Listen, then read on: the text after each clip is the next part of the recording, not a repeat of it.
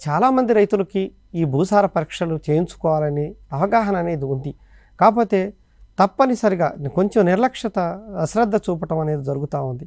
శాస్త్రీయ పద్ధతిలో మట్టి నమూనా సేకరించుకోవాలి. ఈ మట్టి నమూనా సేకరణలోనే చాలాసార్లు మనం ఇబ్బందులు అనేది ఎదుర్కోవటం అనేది జరుగుతూ ఉంది. పొలం అంతా ప్రతిబింబించే విధంగా మట్టి నమూనాను సేకరించుకోవాలి. అన్ని రకాలైనటువంటి వివరాలు పొందుపరచాలి. అదేవిధంగా కొన్నిసార్లు రైతులు వరి పంట వేద్దాం అనుకుంటారు, నీరు అందుబాటులో ఉండదు.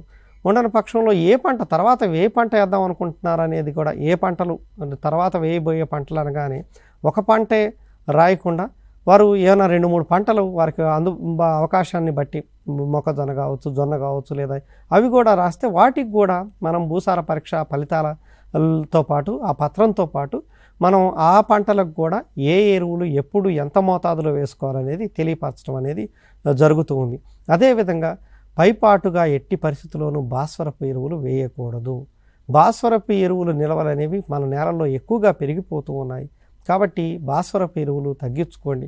అందుబాటులో ఉంటే అవకాశాన్ని బట్టి పచ్చిరొట్ట ఎరువులు, ఇప్పుడు పచ్చిరొట్ట ఎరువులు కనుక మనం చూసినట్టయితే జనుము కానీ, జీలుగు కావచ్చు, ఇవన్నీ కూడా 12 కేజీల నుంచి 15 కేజీలు పొలంలో జల్లేస్తే అడపాదడపా పడే వర్షాలు, తొలకరి వర్షాలకి అది పెరిగి 6 నుంచి 12 టన్నుల వరకు కూడా సేంద్రియ పదార్థం మనకు అందుబాటులోకి వస్తుంది. తర్వాత ఈ పచ్చిరొట్ట ఎరువులు దున్నేటప్పుడు కూడా మనకి అది ముదిరిపోయినట్టు కాకుండా అది కొంచెం లేతగా ఉన్నప్పుడు, అంటే పూత దశలో దున్నుకోవటం. అదేవిధంగా దున్నిన తర్వాత అది భూమిలో కలియబెట్టిన తర్వాత కనీసం 15 రోజుల పాటు వ్యవధి ఉండాలి పంట వేయటానికి. లేకపోతే వేడి పుట్టి ఆ వేడి ద్వారా మొక్క ఎదుగుదల అనేది తగ్గిపోతూ ఉంటుంది. కాబట్టి రైతు సోదరులు తప్పనిసరిగా భూసార పరీక్షలు చేయించుకోవాలి.